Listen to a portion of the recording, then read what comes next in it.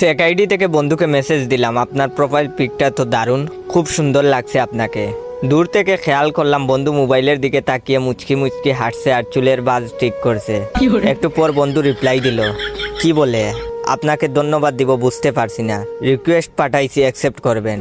আমি বললাম ভালো কিছুকে তো ভালোই বলতে হবে, এখানে ধন্যবাদ দেওয়ার কি আছে, আর আপনার মতো একজন হ্যান্ডসাম ছেলে আমার ফ্রেন্ড লিস্টে থাকা তো আমার জন্য সৌভাগ্য। এবার দেখি বন্ধু পুরা দাঁত বের করে হাঁটছে। কিছুক্ষণ পর আবার মেসেজ দিলাম, এই মিস্টার চুপ করে আছেন কেন?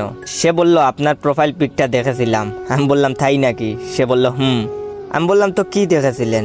সে বলল আপনি খুব সুন্দর, একদম পরীর মতো, সারাদিন চেয়ে থাকতে ইচ্ছে করে। আমি বললাম এভাবে বলবেন না প্লিজ, আমার শরম করে।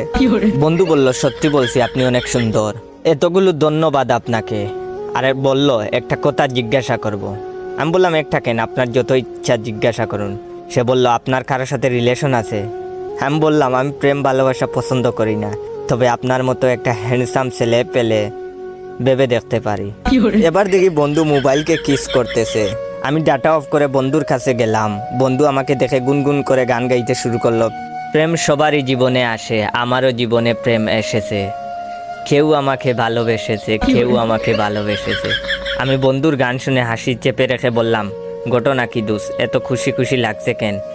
সে বলল আর বলিস না দোস্ত, আজকাল মেয়েদের জন্য ফেসবুকে ছবি দেওয়াই যায় না, খালি ক্রাশ খায়।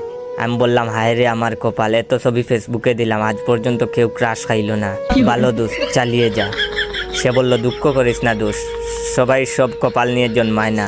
এটা হচ্ছে ভিডিওর প্রথম পার্ট। দ্বিতীয় পার্ট দেখলে হাসতে হাসতে পাগল হয়ে যাবেন। তো দ্বিতীয় পার্ট দেখতে চাইলে আমার এই ভিডিওতে 10,000 লাইক আর 500 কমেন্ট কমপ্লিট করে দাও। 10,000 লাইক আর 500 কমেন্ট বেশি না, 10 জন বন্ধুকে যদি সবাই শেয়ার করে দাও তাহলেই হয়ে যাবে।